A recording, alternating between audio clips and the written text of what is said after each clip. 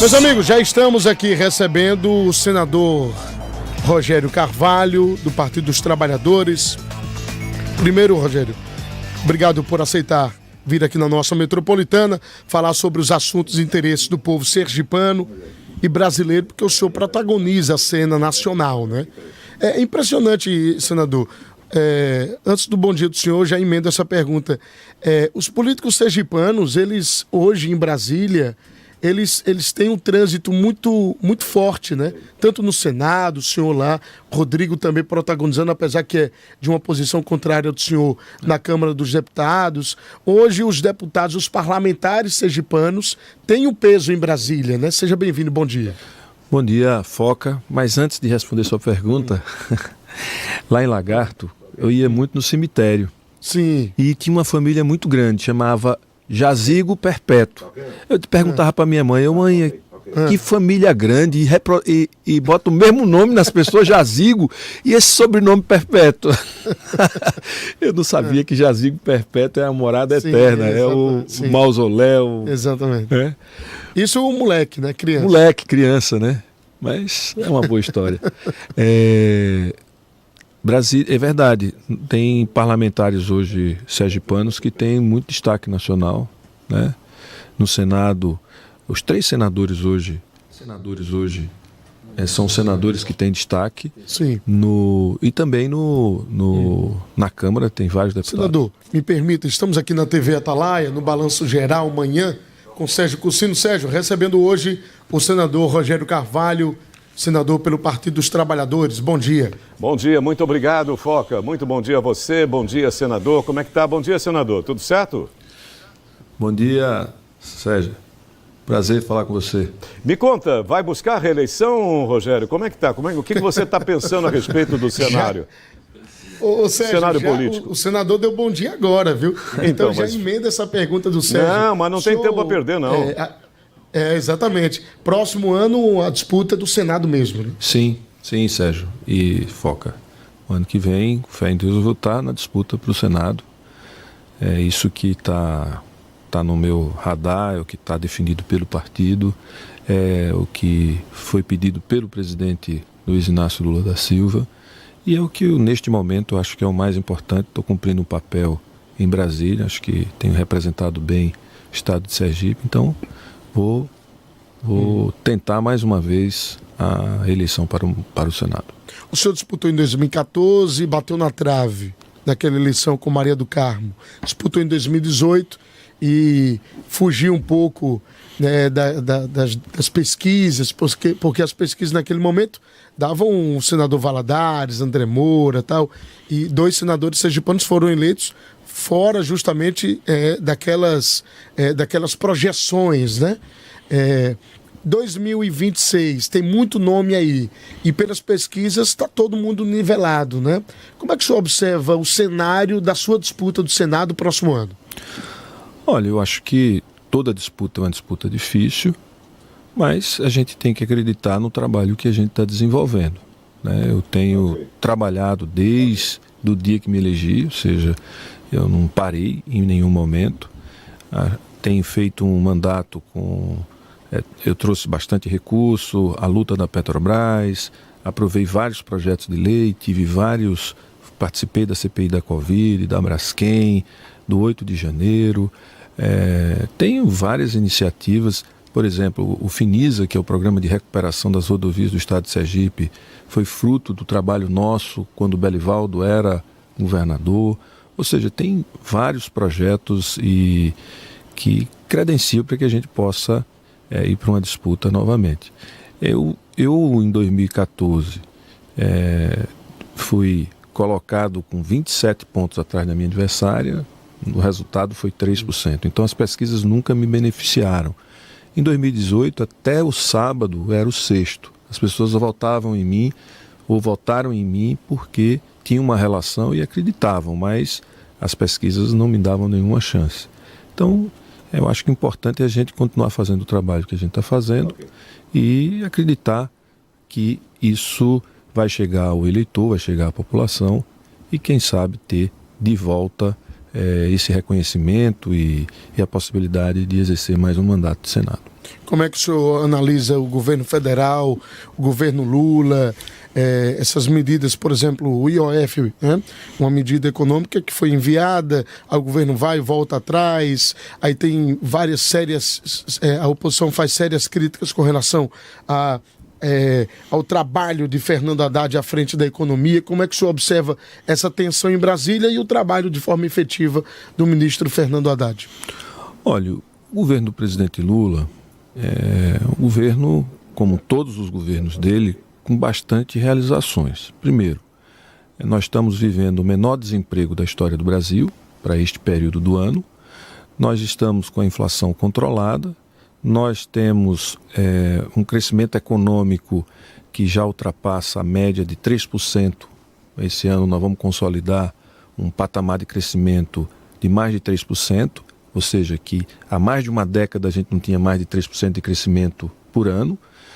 A gente tem hoje, a gente ampliou bastante o comércio externo. A nossa indústria que estava morrendo, ela voltou a ser uma indústria forte e com perspectiva de ampliar o nível de empregos e de crescimento. Esse ano, no primeiro trimestre, já cresceu mais de 5% a indústria. O crescimento econômico no ano passado, o maior crescimento não foi pelo agronegócio, que cresceu bastante, mas foi puxado principalmente pela indústria.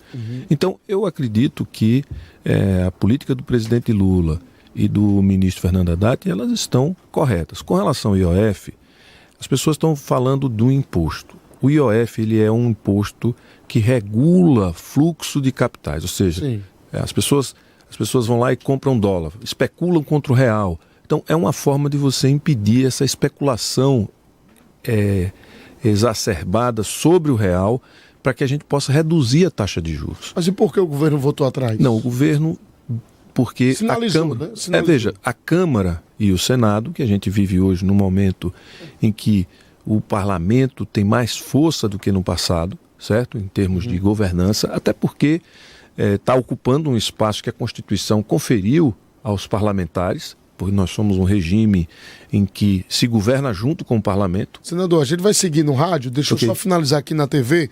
Sérgio, a gente segue aqui na Rádio Metropolitana 90,5, quem está na TV e tem interesse, né, de assistir essa entrevista com o senador, é só sintonizar quando sair de casa, pegar o trânsito. Legal. Forte abraço. Legal. Abraço para o Rogério também. Depois pergunta para ele qual é a impressão que ele tem a respeito da queda vertiginosa de popularidade do presidente Lula, que, segundo pesquisa recente, perderia para qualquer outro representante da direita. Que impressão ele tem a respeito desse cenário?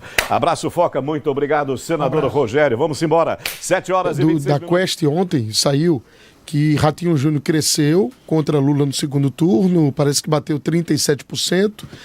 Tarcísio empatou com Lula em um possível cenário de segundo turno para as eleições do próximo ano. Como é que o senhor analisa o cenário das eleições presidenciais? Bom, concluir só aquela resposta. Sim. Veja, o parlamento cresceu muito a sua força e o que está acontecendo é que tanto a Câmara quanto o Senado se dispuseram a discutir e querem ter um protagonismo nessa questão do IOF. Foi muito importante porque isso vai permitir que a gente acabe com as desonerações desnecessárias, que a gente reveja uma série de incentivos e até mesmo de renúncias fiscais que hoje a gente tem e que possa reduzir um pouco a alíquota de IOF para gerar um equilíbrio nas contas públicas. Eu acho que está sendo saudável esse debate. Domingo tem uma reunião com todos os líderes do Senado e da Câmara para fechar um acordo que deve ser apresentado pelo Haddad e pelos presidentes das duas casas como alternativa a só o aumento, ou seja, vai ser um conjunto de medidas para gerar um equilíbrio fiscal. O senhor pode adiantar alguma delas? Veja, uma delas é o fim de determinadas renúncias, né? E alguns recursos que estão bloqueados, como, por exemplo, recursos decorrentes do petróleo, de venda de fundos de petróleo, uma coisa que é específica, e outros, por exemplo, renúncias fiscais de vários tipos que devem ser interrompidas para que a arrecadação seja recomposta.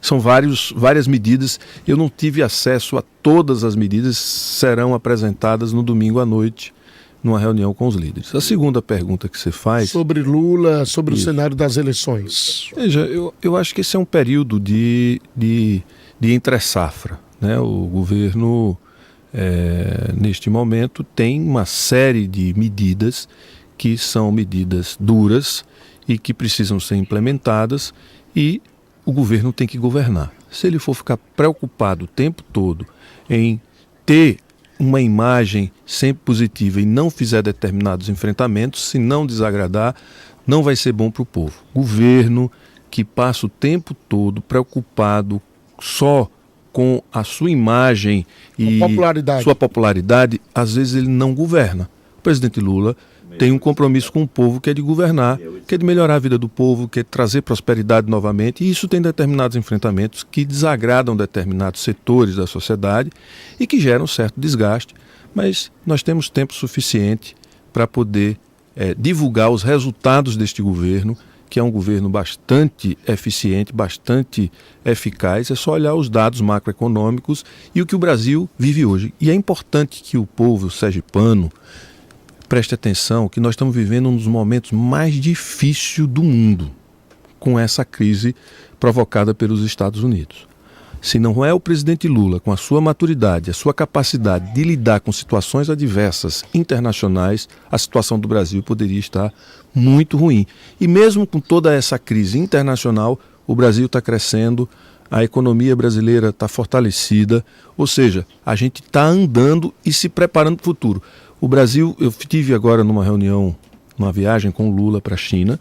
Veja, o Brasil está criando um novo campo de comércio e de relação internacional, que é com a China, que é com o Vietnã, que é com o Oriente, que é onde está a maior parte do recurso do mundo hoje. Só para você ter uma ideia, a França importa do Brasil 8 bilhões. Um país como o Vietnã, só ele, importa do Brasil 12 bilhões de dólares por ano. Você imagine onde está, ou seja, onde está a riqueza e para onde o Brasil deve se olhar mais e criar mercados para que a gente possa gerar emprego e renda aqui no Brasil, principalmente na nossa indústria, no agronegócio, em todos os setores da nossa economia. Senador, o senhor concedeu entrevista à TV Senado há pouco mais de um mês, inclusive a gente pautou esse assunto aqui, uma declaração do senhor, que o senhor disse que se defender a livre iniciativa for ser de direita, o senhor se considerava de direita porque o senhor defende a livre iniciativa.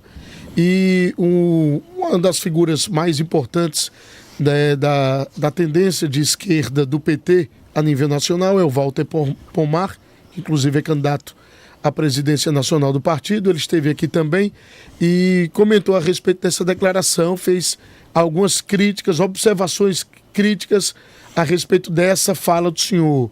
Como é que o senhor lidou com essas críticas do Walter e o que é que o senhor pode falar a respeito dessa declaração para não ter mais ruídos? Ô Foca, deixa eu te fazer uma pergunta. Se eu perguntar para uma pessoa que tem um carrinho que vende cachorro-quente ou pastel numa festa junina, ou que vende caldo de cana, uma pessoa que sai com isopor, essa pessoa está fazendo o quê? É livre iniciativa. A pessoa que tem uma loja no shopping é o quê? Livre iniciativa. A pessoa que tem um computador em casa e que presta serviço para outras pessoas como pessoa física é livre iniciativa. Como é que eu posso ser contra a livre iniciativa? Como é que eu vou querer que o Estado substitua nessas tarefas e que se aproprie dessas tarefas das pessoas? Vamos trazer uma palavra da moda, senador, o empreendedorismo. Digamos assim, veja, o senhor está trazendo um exemplo mais próximo da população, né? O senhor falou lá de livre iniciativa de uma forma geral, das grandes empresas, mas o senhor está justamente se referindo ao empreendedorismo, é isso? Não, o camarada chegar lá e dizer, olha, eu quero ser dono do meu próprio negócio. Deixa eu explicar uma coisa. O comunismo é uma economia planejada. Em outras palavras, sim, o Estado planeja tudo e faz tudo. Ninguém tem liberdade de empreender, de ter o seu próprio negócio, num comunismo clássico, que não é nem o chinês, que não é nenhum dos países comunistas que a gente conhece hoje, existe mais assim. A China hoje é um país de economia de mercado, portanto acredita na livre iniciativa. O que eu quero chamar a atenção é que não dá para a gente negar que, sem que as pessoas se envolvam diretamente e que busquem os seus sonhos, seus desejos, seja através do emprego, seja através de um negócio pequeno, um negócio médio, um negócio grande, isso é fundamental para gerar desenvolvimento, para gerar riqueza, para gerar distribuição de riqueza, certo? Uma coisa não é contraditória. Então, eu defendo a livre iniciativa, como defendo o direito à saúde, o direito à educação, e o Estado tendo o dever de garantir isso, como defendo o direito à aposentadoria por idade, sem precisar tendo um período de contribuição, mas se a pessoa não contribuiu, não tem renda, tem que ter direito a uma aposentadoria, a dignidade na velhice, o direito à moradia. Ou seja, isso é ser socialista. Eu sou socialista, mas eu não sou um socialista que nega a livre iniciativa como algo fundamental e estruturante da sociedade. Mas essa declaração do senhor criou um certo ruído, não? Por exemplo, o agrupamento da professora Ana Lúcia, que naturalmente apoia o senhor, está próxima do senhor aqui em Sergipe. Veja, o meu líder, Luiz, o nosso querido Lula, também acredita na livre iniciativa. Quem não acredita na livre iniciativa nessa perspectiva? No que nós questionamos é quando as pessoas, ou quando por exemplo, você explora demais ou você tira demais do outro. Mas livre iniciativa, você sonhar em ter alguma coisa, em produzir algo, isso é fundamental. É o que garante que a sociedade seja vibrante, seja viva, que tenha prosperidade. Não há prosperidade sem o empenho individual das pessoas e o empenho coletivo da sociedade para viabilizar geração de riqueza e distribuição dessa riqueza com toda a população. Então, se é isso, eu não preciso dizer que sou de direita, mas, e também não sou de direita, porque eu acredito como eu disse, na previdência solidária, na inclusão pelo direito, porque cidadania se materializa pelo direito. E quais são os direitos que a gente tem? A saúde, a liberdade, a vida, a educação, a moradia, o transporte, ao meio ambiente, ao saneamento. Tudo isso são direitos que nós temos como cidadãos brasileiros. Então, isso é ser socialista? Sou socialista. Agora, acredito na livre iniciativa? Acredito. Sem isso, eu não acho que é possível você organizar uma sociedade. A China só conseguiu se organizar no momento em que ela apostou na livre iniciativa. É óbvio que essa livre iniciativa não subordina os interesses públicos. O interesse público está acima do interesse individual e privado. Sim. Porque o interesse público não é o interesse do Estado, é o interesse de toda a sociedade. Isso faz a China ser um país hoje mais próspero do mundo, né? E é em cima da livre iniciativa. Está crescendo muito e tende a ser realmente uma das maiores potências. Aliás, já é a segunda maior potência. E já é o país com o maior comércio externo do mundo, em operações comerciais do mundo. Senador, a Petrobras reassumiu o contrato com a Unigel, né? As duas fábricas de fertilizantes, né? As duas refinarias. Bahia e Sergipe. Bahia e Sergipe. Então a Fafem de volta para o nosso estado. O senhor fez o anúncio, o governador fez o anúncio, e aí cria justamente essa tensão de quem foi realmente o pai da criança. Foi o governador Fábio, foi o senador Rogério. Como foi esse trabalho do senhor nos bastidores ao longo dos últimos anos para a volta da Fafem?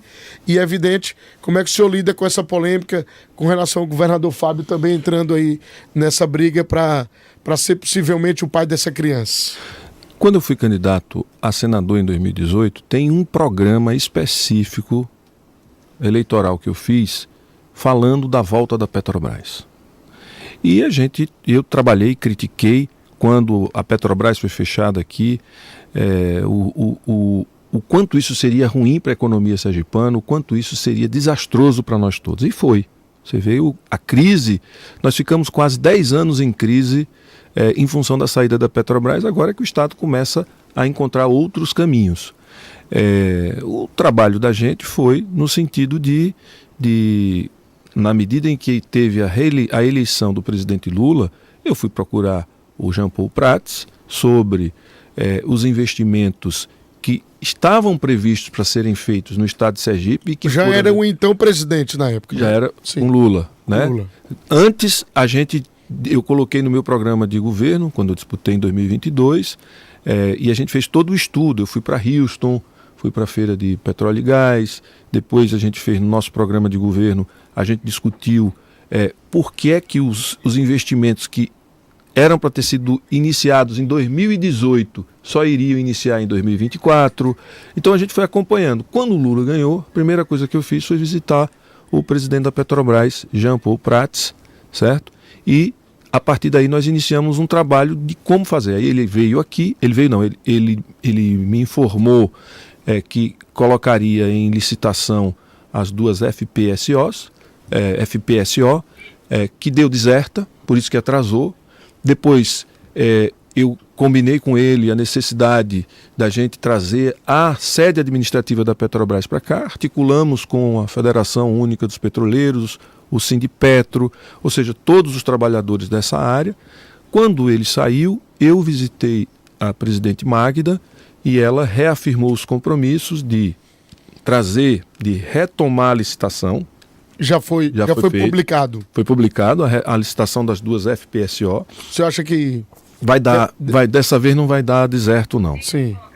As duas FPSO falou da construção do gasoduto, e a gente combinou isso, e ela já a Fafem com o Jean Paul, a gente já tinha discutido, mas teve um problema com o Tribunal de Contas que não pôde ser consolidada essa operação de retomada das Fafens.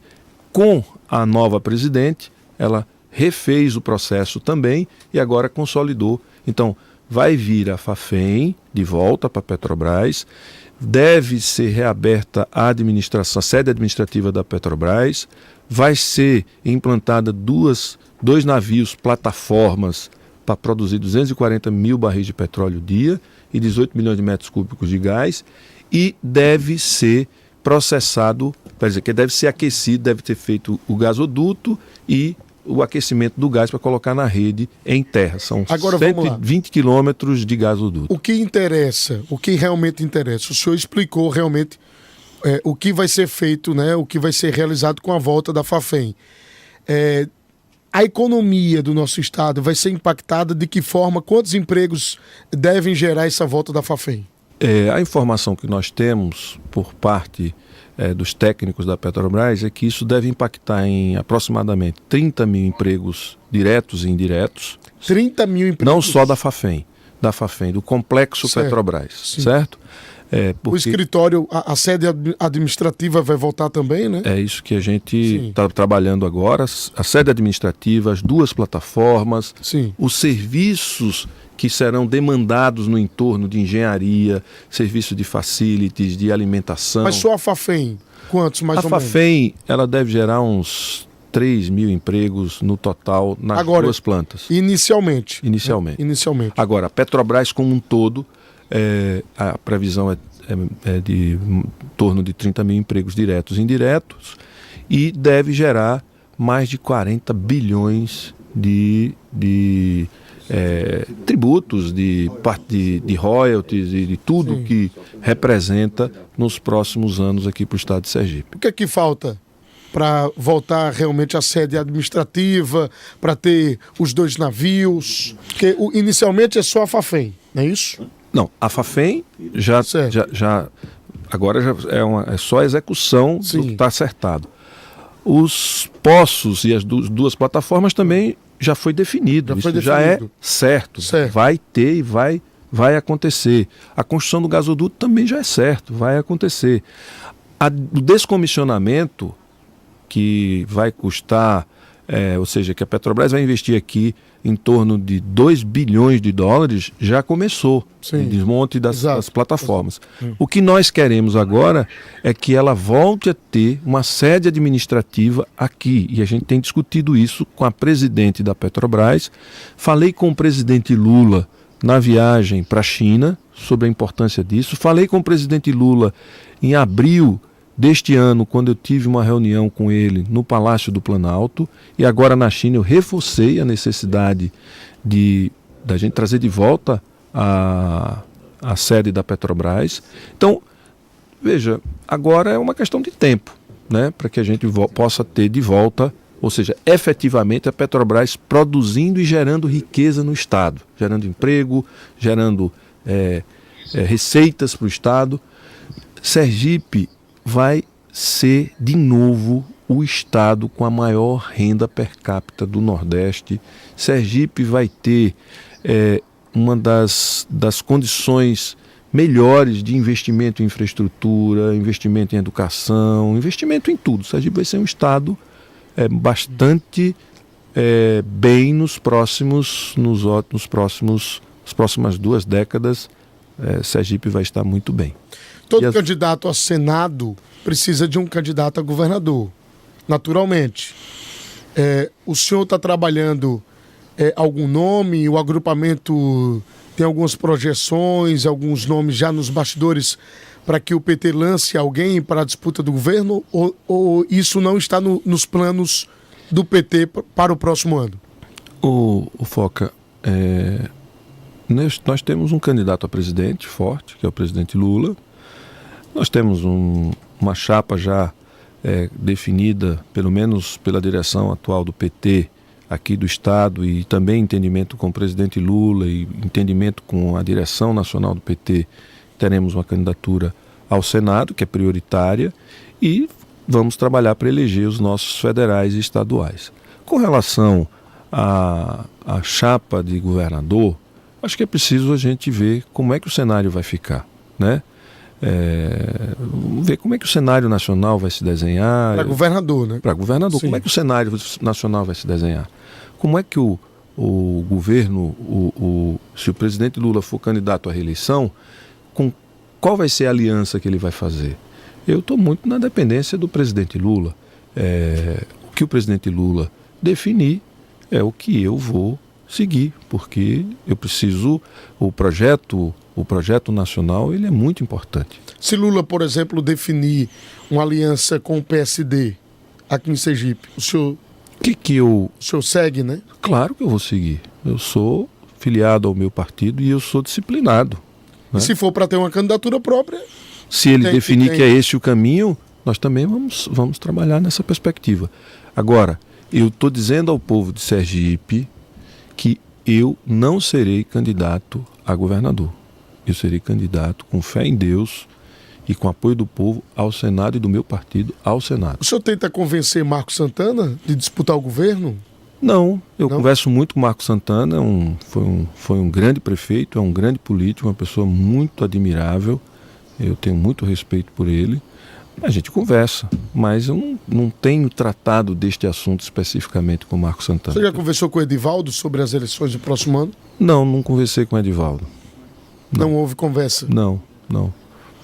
E com o Valmir Francisquinho? Valmir Francisquinho, uma pessoa que eu convivi na eleição de 2022, converso com ele e com o Thalisson, nas vezes que eles vão a Brasília. A gente trata sobre política, né? Mas não especificamente sobre uma aliança deste ou daquele tipo. A gente conversa sobre política de uma maneira geral. É incompatível PT e PL, né, em Sergipe. Por mais que o PT e PL estejam juntos em Itabaiana. Mas a política paroquiana, né? A nível do Estado, creio ser diferente, ser mais difícil. Sim, com certeza. A sua crença é absolutamente verdadeira. Mas essa aliança a nível de Estado pode se concretizar se ele sair do PL? Depende da correlação, da aliança nacional, né? Veja, eu não tenho como não estar junto com o presidente Lula e ter palanques muito diferentes no Estado e nacional. Se for um palanque que não tenha vinculação, até podemos, mas a gente primeiro precisa ver como o cenário nacional vai se definir. Senador, o senhor foi tema aqui em uma entrevista com o Cássio Murilo, candidato à presidência estadual do partido.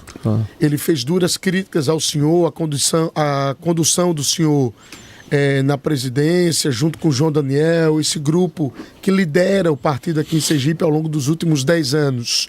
O senhor acompanhou a fala do Cássio Murilo, o que é que o senhor tem a dizer com relação a essas críticas, né, que esse agrupamento liderado pelo ministro Márcio Macedo faz ao senhor? Olha, o PT, nesse período, elegeu um senador, elegeu deputado federal, elegeu deputado estadual e na última eleição a gente elegeu o maior número de prefeitos depois de Deda. Deda elegeu 6 prefeitos quando era governador e nós elegemos 6 prefeitos. Além disso, o Partido dos Trabalhadores está se renovando. Hoje o partido não é um partido dependente de administração, ele está sobrevivendo fora de governo. Então, eu diria que é um partido que tem uma presença forte dos movimentos sociais e uma presença forte de lideranças políticas. E que essa direção, ela representa mais de 70% da militância, 80% da militância do Partido dos Trabalhadores hoje. Então, 20% do partido tem todo o direito de fazer suas críticas, de questionar, é da democracia, é do processo político, mas eu vejo que o partido, nesses anos, sobreviveu. Porque, veja, precocemente nós perdemos 2 líderes importantes do partido, Zé Eduardo e Marcelo Deda e depois Zé Eduardo. Eram 2 lideranças importantes. E, mesmo com a perda dessas lideranças, a gente conseguiu sobreviver, manter o partido forte. Disputamos uma eleição para governador e chegamos com pouquíssimas lideranças, prefeitos, 10 prefeitos apoiando. A gente teve 49% dos votos no segundo turno, fomos para o segundo turno. Eu disputei uma eleição para o Senado, nós ganhamos. João Daniel se elegeu, Márcio Macedo se elegeu em 2018, né? Demorou para assumir, mas ele teve voto suficiente para se eleger. Então, eu não vejo... as pessoas, às vezes, para tentar se colocar como alternativa, precisa diminuir o trabalho que está sendo feito. Ele disse, inclusive, que o PT precisava voltar para as bases aqui em Sergipe. Foi as palavras do Cássio Murilo. Veja, o PT já voltou para as bases. A base do PT hoje, quem é que forma o PT hoje? O movimento sindical, o movimento comunitário, o movimento social todo está dentro do PT. Agora, este PT que as pessoas falam que deve voltar para as bases, eu não vejo essas pessoas na base e nem vejo essas pessoas trabalhando um partido de base. Quem está na base efetivamente é este grupo que lidera o partido hoje. O senhor está se referindo ao próprio Cássio?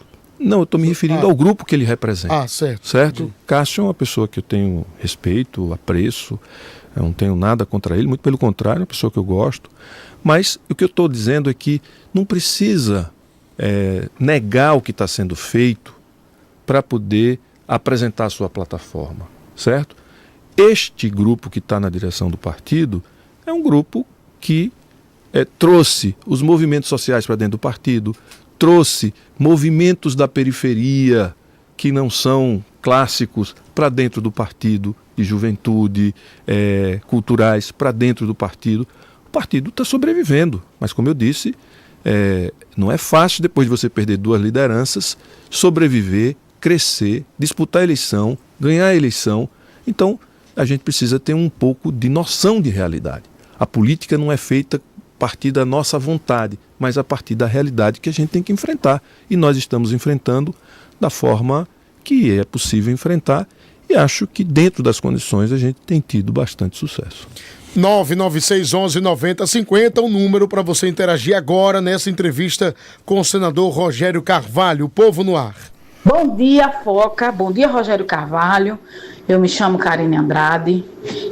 Eu gostaria de aproveitar essa audiência, né, programa, para agradecer ao senador Rogério, né, pela lei que ele colocou para frente, colocou para andar os direitos dos monoculares, né? Eu sou monocular, assim como ele, e eu tenho a agradecer demais a diversas oportunidades que eu tenho tido no âmbito do setor de trabalho, né? As experiências que eu tenho vivido. Então eu agradeço demais ao senador Rogério Carvalho, né, por tudo, os benefícios, os direitos que ele colocou para frente, que ele fez com que nós, deficientes visuais monoculares, através da lei, tivéssemos o mesmo reconhecimento de pessoas com deficiência. Isso é um ponto importantíssimo. A população deve agradecer imensamente. Muito obrigada, Rogério Carvalho. Sou fã do senhor. Não só por isso, mas por inúmeras outras coisas que o senhor tem feito pela população, viu? Muito obrigada, que Deus abençoe e tenha um bom dia. Materiais elétricos, hidráulicos, tintas, lustres e muito mais para sua reforma e construção. Parcelamento em até 10 vezes. Compre no site comercialaliança.com e receba em sua casa. Acesse comercialaliança.com. Avenida Coelho Campos, 379, no centro da nossa capital.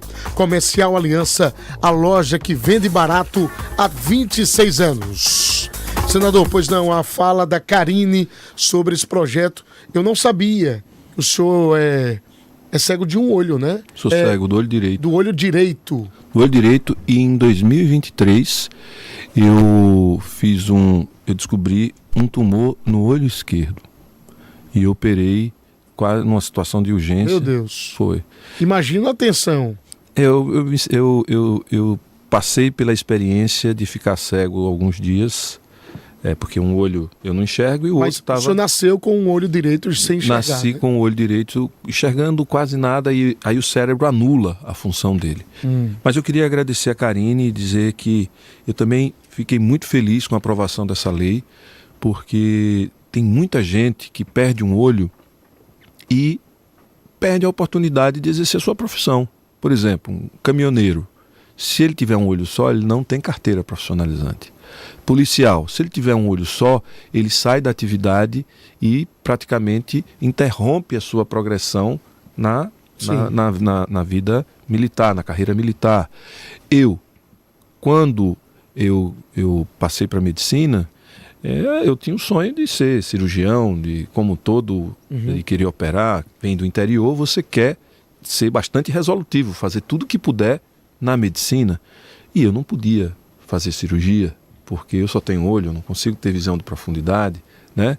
Então, essa lei, Karine, foi muito importante para muita gente, porque a gente deu visibilidade a essas pessoas e chamou atenção para um problema que aparentemente parece que não é um problema, mas é um problema para muita gente, e tem alguns benefícios que as pessoas podem ter para compensar essa deficiência. A maior participação popular no rádio sergipano. Bom dia, Foca, bom dia. Já que você está com o nosso senador, eu gostaria de saber o seguinte: graças a Deus, né, que a Fafinha vai retornar, isso é bom para a Sergipe. Agora eu queria saber uma coisa. Os funcionários da Petrobras que viajaram, que tem seu lugarzinho certo aqui, viajaram, trabalham esse tempo todinho fora, longe da sua casa, né? Aqui em Sergipe. Vão retornar essas mesmas pessoas, porque também não é justo, né? Reabrir a Petrobras aqui e colocar outras pessoas, né? Tem que voltar quem já trabalhou aqui, né? A prioridade são eles. Me interessa a dúvida, Foca. Obrigado. É Dirã, aqui do Agamenon. Um abraço aí pra você, Dirã, do Agamenon Magalhães. Não adianta, né? Voltar e o povo sergipano não ser empregado. Veja, eu também tratei deste assunto com a presidente da Petrobras, a presidente Magda, reabrindo a sede administrativa.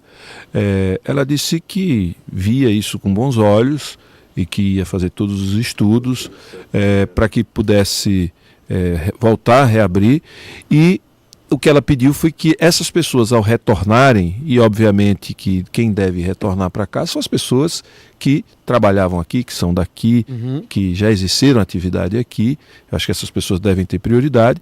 A única coisa que ela pediu é que essas pessoas tivessem e que fosse para o trabalho presencial a maior parte do tempo, né? E conversamos com o Sindicato dos Petroleiros, com a Federação Única dos Petroleiros, e eles entendem a importância do trabalho presencial para essas pessoas que vierem para a nova sede, para a sede administrativa da Petrobras, caso ela seja reaberta, e eu acredito que ela será reaberta no estado de Sergipe. Então, Diran, eu também defendo o mesmo que você, e a gente vai trabalhar nessa direção. Você pode comentar através do chat no YouTube e também participar através do nosso WhatsApp. Você já conhece o Hospital Decós? Localizado na Coroa do Meio, o Hospital Decós é referência em diagnósticos e cirurgias eletivas. Com uma localização estratégica, próximo de tudo que você precisa, o hospital oferece uma ampla gama de serviços, desde consultas até exames e cirurgias. Destaque também para o Centro de Exames Endoscópicos e o Centro de Imagem, ambos equipados com o que há de mais avançado em tecnologia para garantir precisão e segurança no cuidado com a sua saúde. Quando o assunto é saúde, a escolha certa é de quem realmente se dedica a cuidar de cada detalhe. 3025-8300. 3025-8300. Hospital Decós. Bom dia, Luiz Carlos Foca.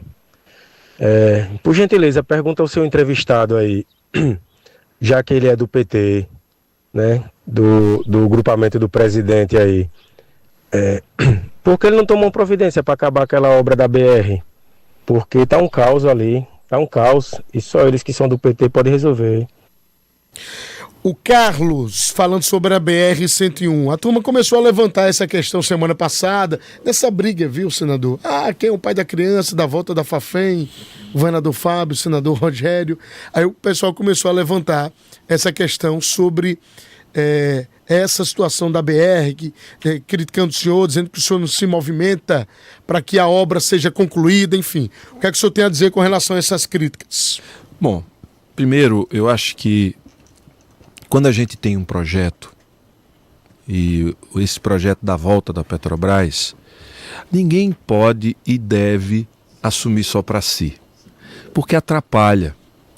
Então, eu quero muito que o governador Fábio Mitidieri seja padrinho da volta da Petrobras, como eu quero ser o padrinho da volta da Petrobras, e quero que outros parlamentares e outras lideranças políticas assumam a paternidade da volta da Petrobras. Sabe por quê, Foca? Porque para nós sergipanos o que interessa é a volta da Petrobras. Porque o que interessa, ao fim e ao cabo, são os empregos, é o dinheiro que vai entrar no Estado, é a prosperidade para o nosso povo. Então, essa vaidade de dizer é minha, é sua, isso é menos relevante do que o principal. O principal é a volta da Petrobras. São os empregos que serão gerados, a economia sendo fortalecida. Agora, sobre a crítica do Carlos com relação à postura do senhor da obra paralisada da BR-101. Eu falei com o superintendente aqui, e estive com o presidente do DENIT, e estive com o ministro. A questão é que esse projeto, ele está sofrendo ajustes, as coisas vão mudando, né? Então, vai ser construído mais 6 passarelas, né? E neste momento está sendo executada uma etapa da obra que requer que tenha o pare e siga, porque não tem por onde passar. Então isso tem causado transtorno a quem circula por esta via, mas o compromisso do ministro, o compromisso do presidente do DENIT com a gente foi de concluir a principal, pelo menos o piso, ou seja, a duplicação. As outras obras não se concluem, como para as passarelas, viadutos. Sim. Não deve ser concluída ainda no final do ano, mas pelo menos as pistas de rolamento devem ser concluídas, com alguns desvios ainda, até o final do ano. Então, é uma obra que teve uma execução muito dificultada, porque o projeto, o tempo que foi feito, a demora para ser executada, ela ficou 4 anos do governo passado praticamente quase não andou, né? E agora ela está sendo retomada e vai ser finalizada. E quero também dizer que há um compromisso de duplicação de 100% da BR-101. Então, essa história de dizer que a BR-101 não vai ser, vai. Ela vai ser duplicada do Rio Grande do Norte até o Rio Grande do Sul, porque esta é uma das rodovias mais importantes do Brasil e ela já faz parte do programa de concessão do governo federal. Ela deve ser concluída e deve ser concedida para que ela continuamente vá recebendo melhorias e que ela se torne uma das maiores vias de circulação de pessoas e cargas do nosso país.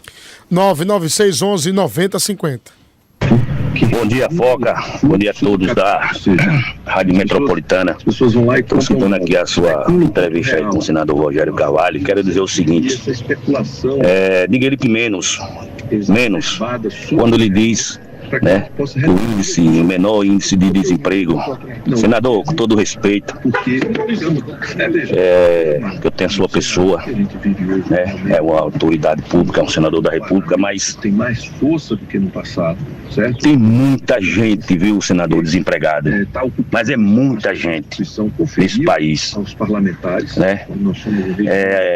O poder de compra do povo brasileiro, senador, tá lá embaixo, entendeu? O povo está sofrendo com esse poder de compra. Então, menos com esse governo Lula. Claro que o senhor apoia. Um abraço, Foca, e desde já um bom final de semana a todos. Olha, o arraiá da Toyolex está pegando fogo com oferta de São João para ninguém botar defeito, viu? Hilux SUV tá com bônus de R$15 mil ou taxa zero e ainda garanta o seu Toyota, né, por 10 anos, tá? Garantia total da Toyota por 10 anos. Então, Hilux, bônus de R$15 mil, taxa zero e garantia total da Toyota por 10 anos. Então vai lá agora na Toyolex, na Avenida Tancredo Neves, no bairro Jabotiana. A fala aqui do Luiz Jorge sobre o desemprego no país, senador. Aí ele falou umas 3 vezes, menos, senador, menos elogios do governo federal. Veja, todo mundo sabe que quem faz a medida de desemprego é o IBGE. E o IBGE é um órgão independente.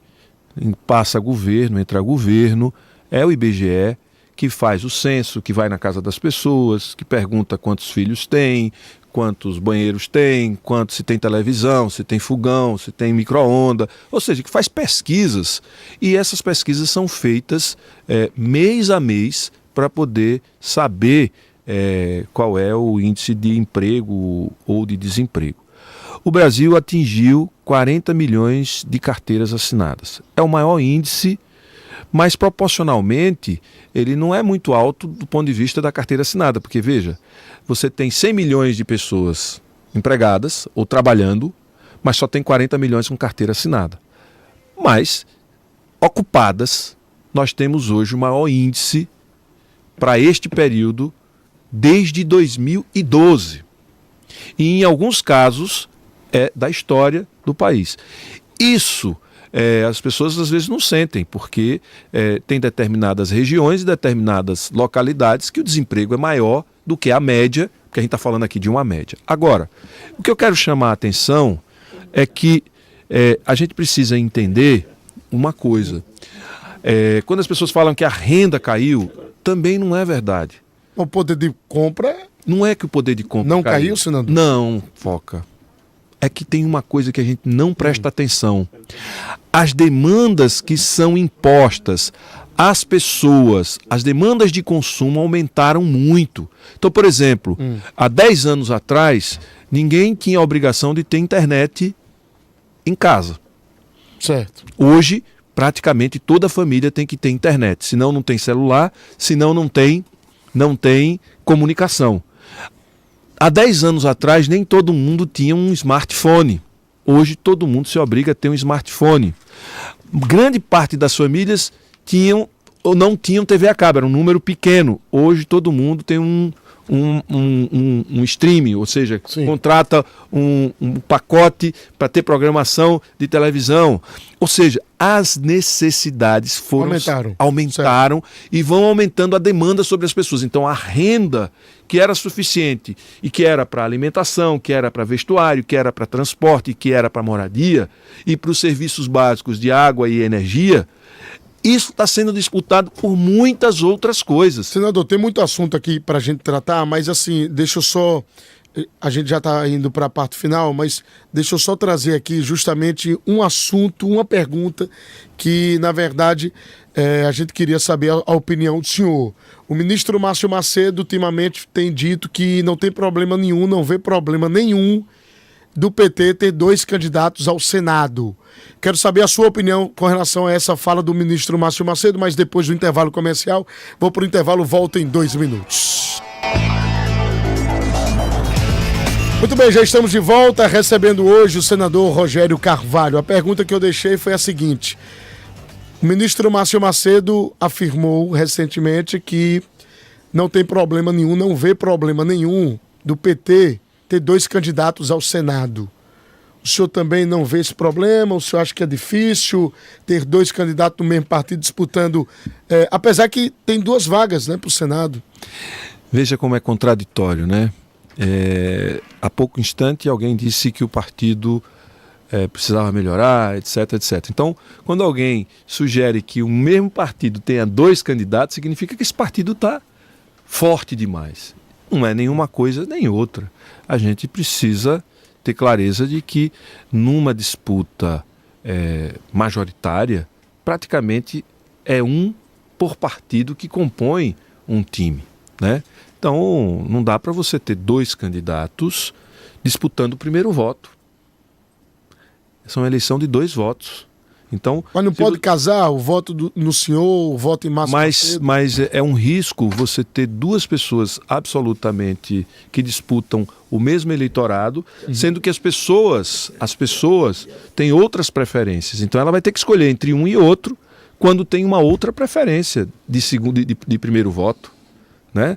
Então acho que é preciso que a gente tenha essa clareza e as conversas que eu tenho tido dentro do partido nacionalmente é que a prioridade é eleger um senador. E essa prioridade é o que vai definir quem é o candidato e como nós vamos caminhar aqui. Então, dentro de uma racionalidade, de uma coisa mais lógica, mais clara, é que não é possível, não é que não tenhamos desejo, é porque não é possível a gente apresentar 2 candidatos do mesmo partido numa eleição majoritária. Entendi. Então a posição do senhor é essa, então não há possibilidade nenhuma de 2 candidaturas. Por exemplo, se o senhor ganhar agora o PED, o senhor, na condição de presidente do partido, vai defender isso até o final. Então o senhor vai ter muito mais poder para decidir. Se um outro agrupamento ganhar a eleição interna do PT, aí vai ter um clima mais de acirramento com relação a essas decisões. Deixa eu dizer uma coisa para você. Essa não é uma questão de vontade. Vontade era que todos fossem do meu partido. Mas não é isso que vai definir. O que vai definir é a realidade, é a viabilidade. Isso vai ser definido nacionalmente, porque o Senado e senadores é muito importante para a governabilidade nacional e para garantir que o governo, seja lá quem for o governo, se for Lula, é fundamental para ele ter um Senado aliado, porque é quem dá estabilidade para a governança no país. Perfeito. Como é que segue o senador nas redes sociais? Como é o perfil lá? Rogério, senador Rogério? Senador Rogério. @senador Rogério. @senador Rogério. No Instagram. No Instagram. Acompanha o dia a dia lá. Acompanha tudo. Você pode seguir, perguntar e deixar suas sugestões, seus questionamentos. Pode tudo. O senhor volta aqui em breve para a gente falar sobre Sergipe e o Brasil. Obrigado. Assim, sobre as 22 ambulâncias que já chegaram em Sergipe? Estão saindo de Lauro de Freitas, deve estar chegando hoje, 22 novas ambulâncias para o SAMU de Sergipe. O ministro ontem, quero agradecer ao ministro Padilha, que lembrou da criação do SAMU, e Sergipe teve uma importância muito grande, Aracaju, o estado de Sergipe, e ele ontem fez uma menção a mim e ao Estado de Sergipe pela criação do SAMU, comemorando porque estava chegando aqui 22 novas ambulâncias. Para atender o povo, né? Para diminuir o tempo de espera. Recurso do governo federal, não é isso? Recurso do governo federal? Ambulâncias compradas e enviadas pelo governo federal. E eu queria aproveitar também, viu, Foca, para convidar todos hoje, às 18 horas, no Oratório de Bebé, nós temos o lançamento da nossa chapa para a presidência do PT. Sim, sobre a disputa do PED, só para a gente poder aqui até mesmo sanar a dúvida e saber a opinião do senhor. A gente revelou um vídeo do deputado federal João Daniel em um evento em um povoado no município de Brejo Grande, uma comunidade quilombola. E naquele evento ali, naquele contato com aquela comunidade, o deputado estava chamando as pessoas, a lista das pessoas, e distribuindo cestas básicas da Conab. E depois ele pede voto para o candidato municipal do PT. Inclusive, um aliado do senhor, o ex-prefeito de Propriá, Renatinho Brandão, falou sobre isso, mas não criticando o João Daniel, se referindo à disputa do PED lá mesmo em Propriá, que pessoas estariam se utilizando dos projetos do governo federal para se beneficiar nessa disputa interna do PT. Como é que o senhor observa isso? O senhor acha que o deputado vacilou nesse sentido ou não? Veja, eu não sei exatamente o que aconteceu. Às vezes as denúncias elas podem não ter um lastro muito firme. Agora, essas pessoas que receberam cestas básicas, ou que recebem cestas básicas, são pessoas cadastradas. Elas não estão recebendo por conta de um motivo específico. É porque elas fazem parte de um programa. Cestas básicas da Conab só são entregues a famílias cadastradas, que recebem com regularidade. Então, aquilo não vai interferir na preferência da pessoa, uma vez que ela recebe com regularidade, porque elas fazem parte de um programa para receber cestas básicas da Conab. Quem tem que distribuir não seria o superintendente da Conab? Veja, Roberto Araújo? Veja, o João Daniel é um deputado federal e todo deputado federal, senador, qualquer um pode participar de um ato desse tipo. Certo? Senão o governador, por exemplo, não poderia entregar uma ambulância. Eu faço uma obra com o prefeito, ou seja, boto um dinheiro lá, eu não posso estar lá para entregar uma obra que foi fruto de uma emenda parlamentar de minha autoria. Então, essa coisa do político não poder estar não é uma regra. A regra é o contrário. Os políticos estão onde os benefícios estão também, que é uma forma de mostrar o trabalho, o envolvimento. Agora, associar um programa contínuo com uma finalidade específica de compra de votos, eu acho que é um pouco demais e que precisa ser melhor analisado. Até porque essas pessoas fazem parte de um programa que tem benefício de cesta básica. Renatinho de Propriá fez um comentário dizendo que existe isso internamente dentro do partido, mas ele não estava se referindo, aí a gente precisa deixar claro, a João Daniel. Ele estava falando sobre os adversários dele dentro do partido lá em Propriá. Veja, várias pessoas vieram dizer para mim, não, estão oferecendo casa para votar. Veja, as pessoas oferecem o que quiserem, falam o que quiserem. Eu acho que a população e a militância do PT, ela é muito... Principalmente a militância do PT, ela é mais politizada, ela sabe muito bem que a sua posição, o seu voto, a sua definição numa eleição interna partidária não deve passar por essas questões, não deve se vender por uma coisa desse tipo. Então, eu estou tranquilo com relação a isso. Senador, obrigado pela vinda aqui. Obrigado, Foca. Satisfação estar aqui com você, viu? Foi muito bom.